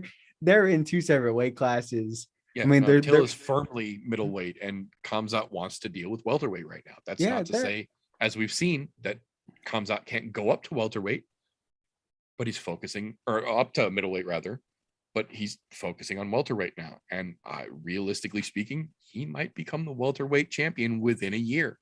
There's a very real possibility, especially if he does to Gilbert Burns what he's done to everyone else we have seen him fight. There's a very, very real possibility that we end the calendar year of 2022 with Comsat Chemiev having that fucking welterweight belt around his waist. Yeah. It was something that I had to sprinkle in there because that's a real stupid thing that people are talking about because they're two different weight classes. You know, I mean, I get their MMA journalists for the most part, I say in general, are generally looking for something to stir the pot with or some kind of headline shit to fling and get a story. You almost knew that was going to get mentioned at some point. The nice thing is to see the two of them together almost laugh it off, looking at each other like, why? We're brothers. We're training together to make each other better so that we can take over this shit. Why would we do this just to fight each other? Like, we'll fight when we're at the top. Smash Brothers, man. I'm telling you, if they stick together like this, and I fucking absolutely love that the Mauler is in the middle of this, that Gustafson is bouncing off of these two lunatics to keep him young and sharp and steel. Like, it's going to be real interesting going forward. Either the way that I think this goes is either the Chemiev train keeps rolling at full speed because he just steamrolls over Burns, or Burns beats him and it barely slows down the Chemiev train. Even if Burns flatlines Comsat in 12 seconds in the first round, it will not derail that train. Now, At best, it slows it down for a couple weeks till Comsat talks Dana into giving him another fight immediately. It will not derail. Yeah, it's gonna be a quick stop. Let some more people come in. Transfer personnel. Let me open the doors up. Let me get 3 more names that I've knocked the fuck out, and then let me keep going again. Yep. It's gonna make a quick stop. Let some more people come on. He beat the fuck out of him, and then he's just gonna slowly pull away. Yeah, this train keeps on rolling even with a loss. It just slows down for a minute. But realistically, I think there's a damn good chance that Chemiev does to Burns, strangely, exactly what we've seen him do to everyone else. Yeah, pull some weird fucking shit out that we haven't seen in like 19 years. Some ridiculous shit that just works. Yeah. That being said, though, probably the easiest fight to talk about on this entire fucking card, the co-main event, Aljamain Sterling versus Pyotr Yan. Let me see, just for clarity's sake, I don't believe, none of us gave Cocksmoker the benefit of the doubt here. Oh, you mean part-time actor? Yeah. We are all in unanimous agreement, and I'm pretty sure everyone in the group who made picks for this fight are all in unanimous agreement. Aljamain Sterling gets what he was originally supposed to get prior to the knee happening this weekend.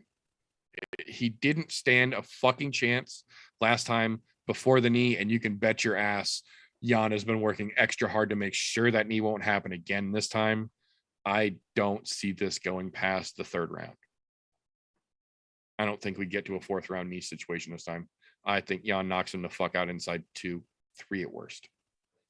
Yeah, my favorite thing that I want to talk about is why the fuck is Aljamain Sterling putting in every single one of his Instagram posts part-time actor? We all know you acted, but you don't have to put that in every. All no. You don't need to put that. That's just calling your fucking self out, bro. That's just calling yourself a fucking idiot. I'd like to see it stop in the 1st. So I picked a KO in the 1st because fuck you, Aljo. I wouldn't be mad at that. Yeah, and then realistically, I think he's going to go to full-time acting, and like hopefully he just stops being the UFC fighter because he's just so overly humiliated that he's just a worthless piece of shit. That's just my hope at the end of the day. I should clarify though. This is the only fight on the card that I do not believe has a possibility of going the other direction. No. Barring the one in a million possibility, something happens and Pyotr Yan throws another illegal knee to an already down Aljo. That's the only singular possibility I can see for Sterling leaving that cage with that belt still. Otherwise, Pyotr Yan's going to mop the fucking floor with him, and the world will be grateful to him for it. Yeah. That being said, realistically, I think there was a real disservice on the Grammys. I really think Aljamain Sterling's performance of this past year's a fight, I think that was Grammy nomination. It should have been nominated at the very least. I don't know if he won, but I think it should have been nominated. I agree. That was just a disservice to the Grammys. Essentially, that was really a disservice. I had to get that one in there. I've been waiting for that one. I've been waiting for it. That being said, though, that'll bring us to the actual marquee here. The names on the sign, the reason for the season, as it were, the main event of the evening. Alexander the Great Volkanovski versus the man who is known only by a nickname, the Korean Zombie, Chang Sung Jung, for the featherweight World Championship.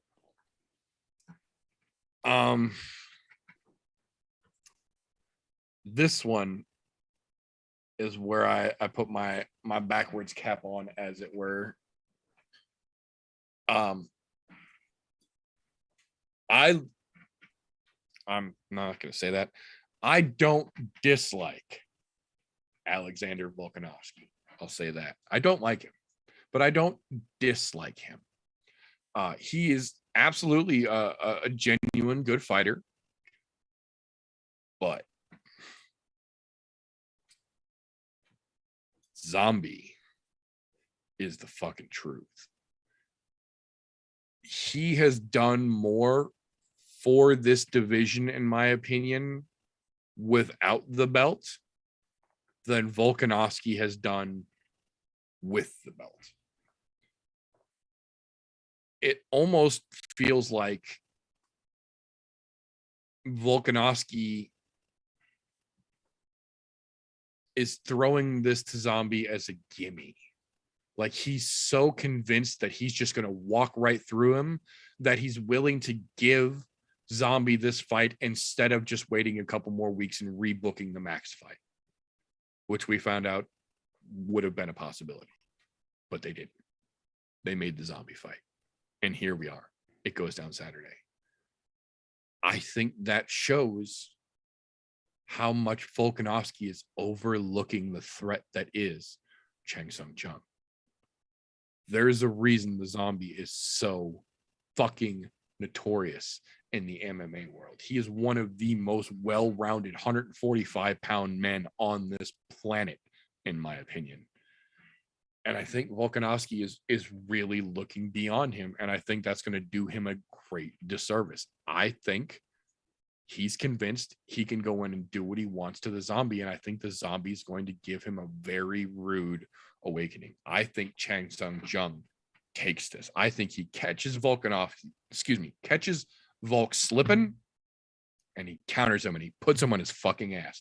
I don't think it's going to be easy, and I don't think it's going to be early. I think we're looking at probably third round, maybe later, but Volkanovski is almost overly confident to the point where I think it's going to be a detriment to him here.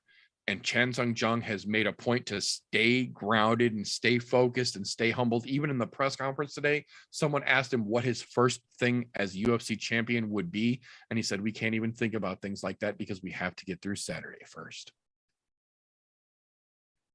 The Zombie is more focused than ever. And it almost seems like Volk is more distracted than ever. And that, in my opinion, is a combination for a belt change. Now, this, unlike the last fight, is one of those matchups where I do absolutely see the possibility Volkanovski has got punching power. He's got good wrestling. Not the greatest submission, but good enough. He almost died to Ortega, but survived it, got his way out, fought through a couple of very risky situations there. He's got enough in his back pocket. If the situation plays out right, I could see him just weathering the storm and 5-round pointing himself into keeping that belt. I don't think there's a situation where he's going to finish the Zombie, but I do think there's a possibility it could go the other way around. I could see the Zombie finishing him, though. But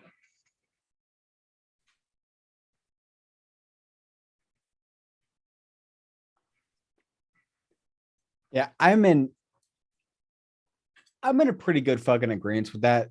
This is one of those fights that could go either way.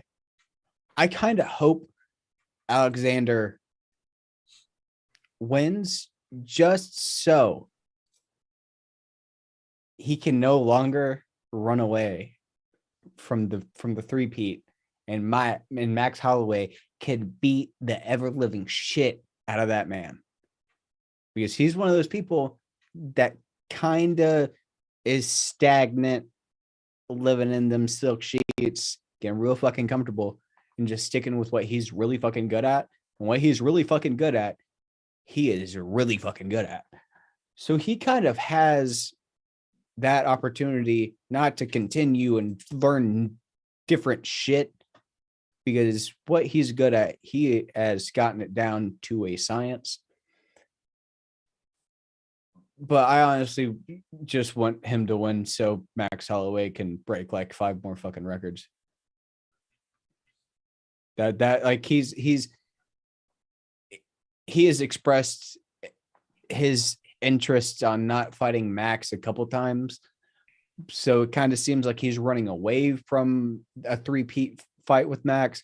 And I want nothing more than to Max to earn back what was lost fighting him. I would love to see that. That's the only reason I honestly picked Volkanovski. Mostly because I just really want Max to beat the living shit out of him.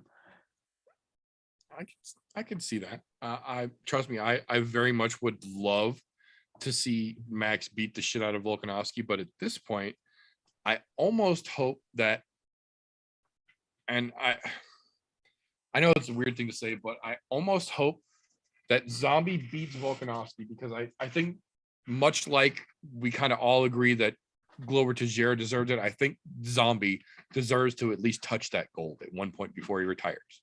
And realistically, if Volkanovski beats him, I don't know that there's something that he could do to get himself another shot. I think this is the cards falling into place the way that they had to get him that shot. So if that's the case, I want nothing more than to see the Zombie win that fight, so that Max can fight and take the belt back from Zombie, and then we can get the third fight with Max, the defending champion, and Volkanovski earning his way back up. I feel like that would be a more definitive closure to that chapter, if that makes sense. Yeah, I wouldn't be mad at that. That I wouldn't be mad with at all. Zombie gets to touch the gold just like fucking Glover does, because I mean, I think we all kind of agree that as much as we love Glover, Yuri is most likely taking that belt from him. Also, I called that. I kind of feel like this is a very similar situation in a different weight class going on here. I feel like, yes, Volk has the belt, and yes, he is a capable fighter, but the way that things are starting to lay over and fall into place here, it kind of feels like this is the moment that everything had to get to so we could get the Zombie to the belt. He's going to get that wrapped around his waist, become the first Korean champion ever. And then Holloway's going to step in, because now we know he's healthy again already. Holloway's going to take that fucking belt from him. And then Volk, of course, is going to be like, yo, how do we not make that fight? Everybody wanted it last year. And now we're set up for the trilogy with a more definitive closure. Yeah, I want to be mad with that one. Fuck. I didn't even think about that. Everybody wins. Think about that one. Yeah. Everybody wins that way. I mean, everybody wins except one person, potentially. Everybody that matters wins. Yeah. See, I honestly think the one thing that fucked Chang Sung Jung was him having the mandatory service, military service. I think that fucked him, because he potentially could have that title. Yes and no. I think that might have fucked him in terms of the timing. Yeah, that's what I mean. But I think in terms of the fans' opinions, pretty much any UFC fan who knows, you say the Korean Zombie, they know. Yeah, they know. That man gave up a very lucrative career in his prime to go do his mandatory military service without any crying, no bitching, no whining, not a fucking word of gripe. He went, did his fucking service with pride, and he came right the fuck back when it was done. And it was like he never missed a fucking beat. And now here we are. He's fighting for the fucking belt this weekend. I kind of feel like he's going to get it. I kind of feel like this is that moment. I think it's all kind of laying into place. And we could see a crazy fucking weekend for sure. That being said, though, that is all we have got for this particular episode of the I'm No Joe podcast. Thank you to each and every one of you who were tuning in and watching us live. We see you guys over there, and we appreciate you. I have one more thing that I would kind of like to throw in there. I know you have seen it 100.5 times. Can we just talk about the beautiful man, the welterweight champion in Bellator, fighting for his country, but gotta go back to mama's house to get my fucking belt. I just gotta fucking tip my hat to fucking that one real quick. Did you see where he put it? Yeah. Yaroslav Amosov, the Bellator champion, is one of, I think they said it was like 5 or 6, like less than a dozen professional athletes from Ukraine who, when the war popped off over there, were given the option to leave on government convoy and take their family and get out. And instead said, no, this is my home and I'm staying here. The Klitschko brothers mounted machine guns on the fucking roof of the mayor's mansion. Yaroslav joined right the fuck up, took that Bellator belt of his, wrapped it up in a blanket, put it in a fucking plastic bag, and then put it in the fucking floorboards under his mother's house. When that area had been cleared of fighting last week, someone went with him and he went back and they showed him getting under the fucking floorboard and taking out this fucking plastic bag. And when he opens it and you see him peel a bright pink fucking little kid's blanket from around it. And as soon as he peels one back, it's like that scene in Pulp Fiction, the light of gold just radiates up and you immediately know. I got goosebumps the first time I fucking watched that. The second he peeled that fucking blanket back, I knew exactly what the fuck he had just picked up. And it just makes you so fucking proud of that dude because he went back for the belt. He's not done fighting, but he had to go back and make sure that the belt was safe now that the fighting has moved on from that area. Yeah. That's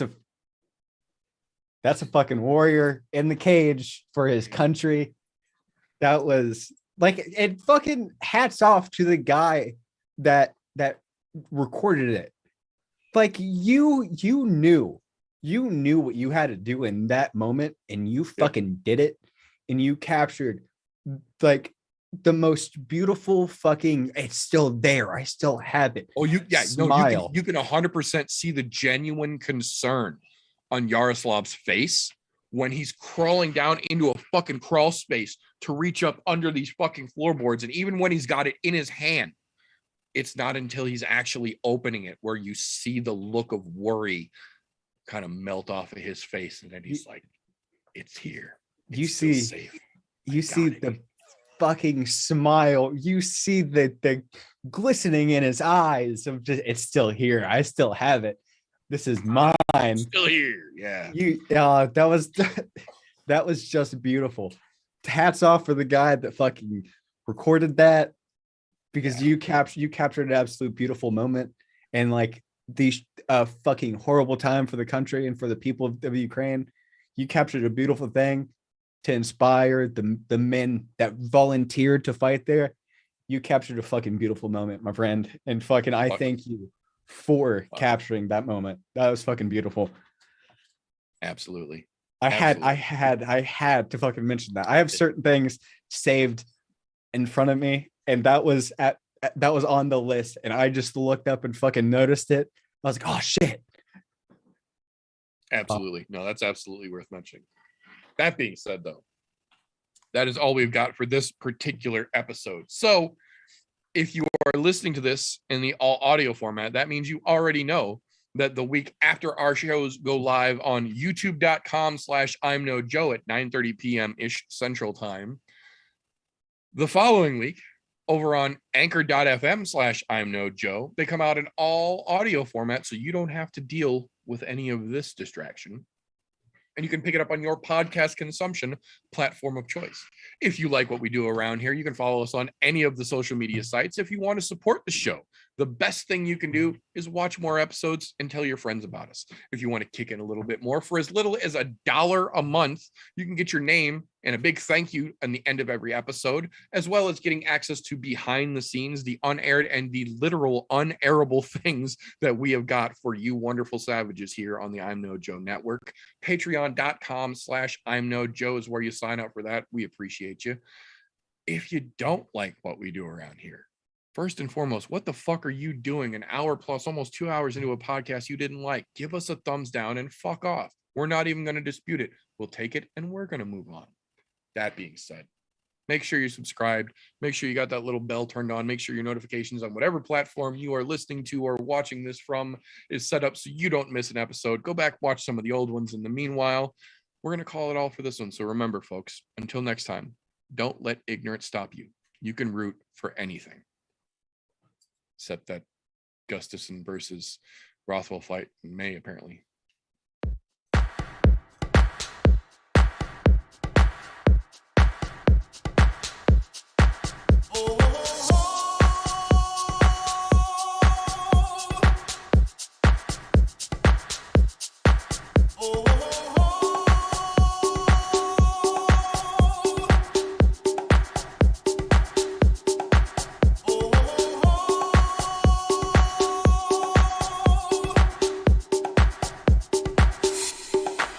Everybody was kung fu fighting. Those kicks were fast as lightning. In fact, it was a little bit frightening.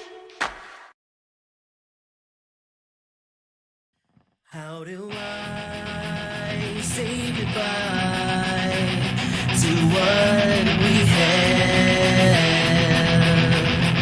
The good times.